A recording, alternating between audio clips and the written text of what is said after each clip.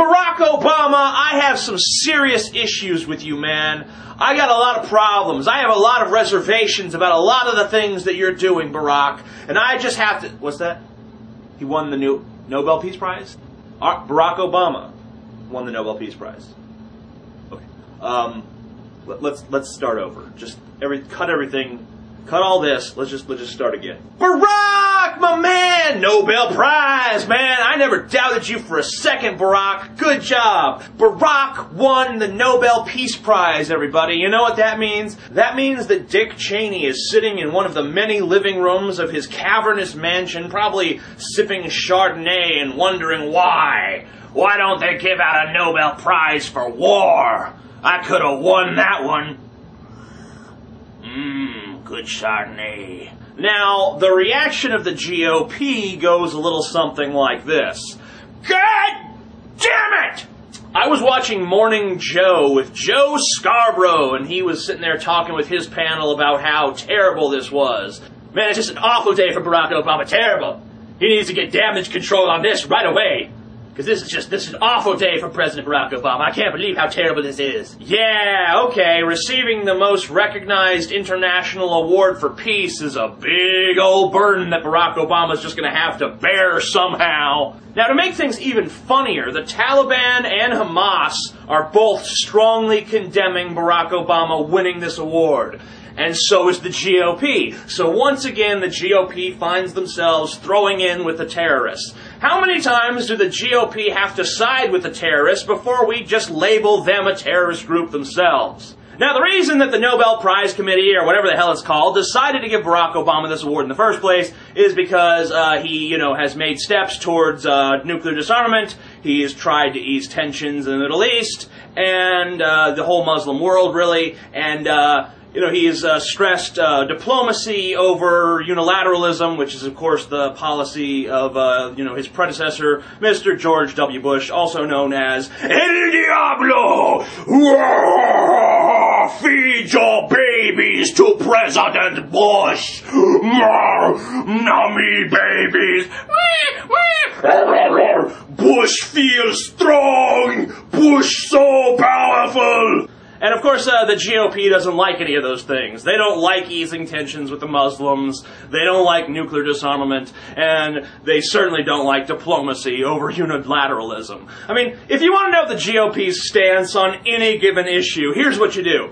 You go to Alabama, wait till around 2 o'clock in the morning when the bars are all emptying out, and find yourself the dumbest, fattest, drunkest redneck you possibly can, walk up to him and ask him his opinions on the matter. Mr. Drunken Redneck, what do you think about diplomacy over unilateralism? Man, I tell you what, diplomacy is for pussies.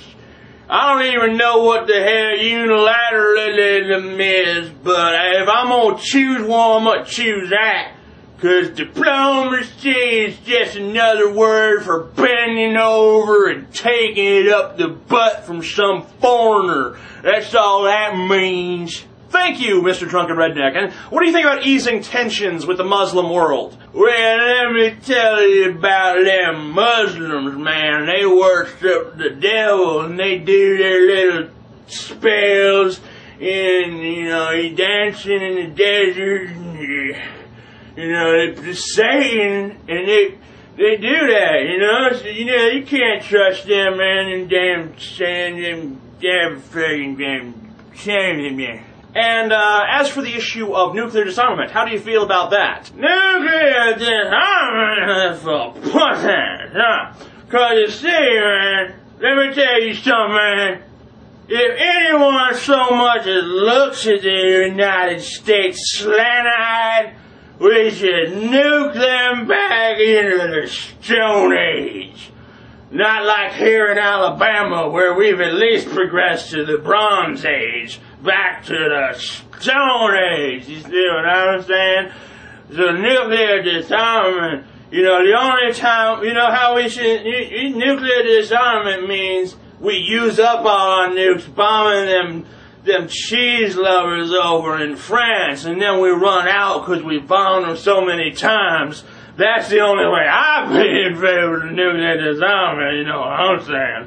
He will give you the exact same answers that the GOP will. You know, the completely sober men wearing suits and ties who were elected by the people will give you the same answers to these complex questions as the drunken idiot wearing camouflage at 2 in the morning as he stumbles to his broken down pickup truck to try to start it so he can get home to his 644-pound wife and his 19 kids. But the big old question that's burdening everyone's mind is, does Barack Obama deserve this prize?